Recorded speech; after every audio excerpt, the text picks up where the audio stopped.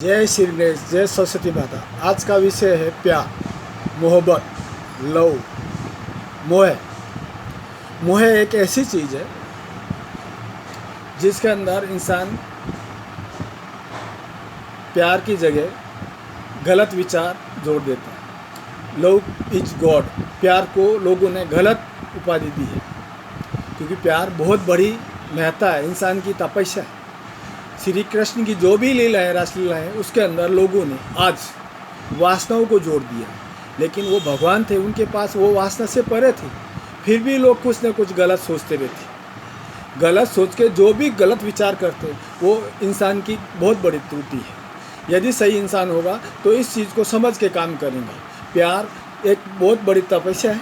प्यार से जो भी जुड़ता है टूटता नहीं है। प्यार से सब कुछ अच्छा ही होता है, बुरा कुछ नहीं होता। फिर भी उस मोह को आजकल गलत करने लग गए। आज मैं जो सब्जेक्ट बोल रहा हूँ, उस मोह के वंश उन पेरेंट्स के लिए है जो अपनी औलाद के साथ भेद करते हैं। पिता और माता को ब्रह्म की उपाधि दी गई है, सच की उपाधि दी है। यदि वो ब्रह्म औलाद के साथ भेद करता है तो उस औलाद को भुगतना पड़ता है। पिता तो चले जाते हैं, बाद में जो कुछ भी होता उस औलाद को भोगना पड़ता है। जैसे किसी के 3 औलाद हो या 4 औलाद हो, वो 3 को कम देते, या एक के ऊपर जिसके ऊपर प्यार ज़्यादा है, मोहब्बत ज़्यादा है, मोहवंश उसको जो भी ज़्यादा देती।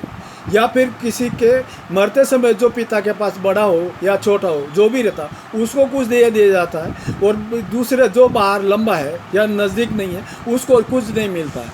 तो वो बाद में जिसके पास जो मिला वो बर्बाद ही होता है, वो दुखी भुगतता, क्योंकि उसके पेरेंट्स तो चले जाते। उन भोगों के कारण वो आदमी भुगतता ही है, जो औलाद है वो भुगतती है। इसके लिए पेरेंट्स को चाहिए कि भी किसी भी औलाद के साथ अलग भेद नहीं रखे, चाहे वो औलाद नासमझ हो या नादान हो, छोटा हो या बड़ा हो। पिता के लिए, ब्रह्म के लिए कोई छोटा बड़ा नहीं होता, वो सब समान होता है। इसके लिए जो भी आदमी ऐसे काम करता है, उसके लिए मेरे पास कई उदाहरण हैं। एक भी उदाहरण के अंदर फेल नहीं है। मैं उसी उदाहरण में से एक उदाहरण देता हूँ। मुकेश अंबानी, अनिल अंबानी और मुकेश अंबानी और कोकिलाबेन, इनके 3 जो हिस्से हुए, उसमें से अनिल अंबानी को कोकिलाबेन ने अनिल अंबानी को सभी ग्रीन प्लांट, सभी ग्रीन इंडस्ट्री दिलाई थी, और मुकेश अंबानी को कोई भी ग्रीन प्लांट नहीं दिए थे, कोई भी ग्रीन इंडस्ट्री नहीं दी हुई थी। और अनिल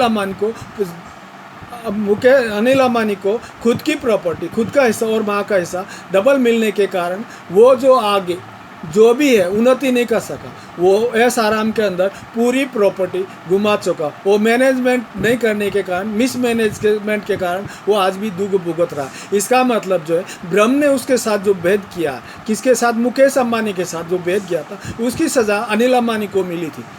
यदि माँ ने भेद नहीं किया होता, दोनों को बराबर समता के साथ कुछ किया होता, तो आज मेरे हिसाब से अनिल अंबानी को भुगतना नहीं पड़ा होता।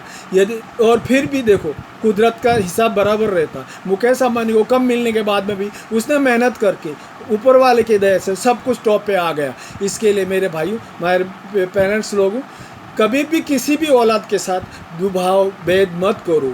यदि आपको शंका है इस सवाल के ऊपर, या मेरे बोलने के ऊपर आपको कोई प्रकार की शंका है, तो आप खुद अपने गांव में या आजू बाजू में, आस पड़ोस में इंक्वायरी कीजिए। आजू बाजू के गाँव में भी आप इंक्वायरी कीजिए। ये ऐसा जो केस घटा है, पेरेंट्स तो चले जाते हैं, जो औलाद है वो भुगतती है, जिसको ज़्यादा मिला या फिर उसको छुपे हुए दिया गया है तो भी वो भुगतता है, क्योंकि वो डेवलप नहीं होता। वो एक कुदरत का नियम है, क्योंकि सच के साथ जो ब्रह्म पाप करता है, जो झूठ करता है, उसकी सज़ा औलाद को भुगतनी ही पड़ती है। इसके लिए मेरे भाई, कभी भी कोई किसी भी औलाद के लिए छोटा या बड़ा, उसके साथ में भेद मत करो। भेद करेंगे तो उस औलाद को भुगतना पड़ेगा। आप अपने हिसाब से गलत करना बंद कर दो, अपनी औलाद कभी नहीं भुगतेगी। जय श्री राम। ये वीडियो लाइक कीजिए, सब्सक्राइब कीजिए और शेयर कीजिए, उसमें आपका भला होगा।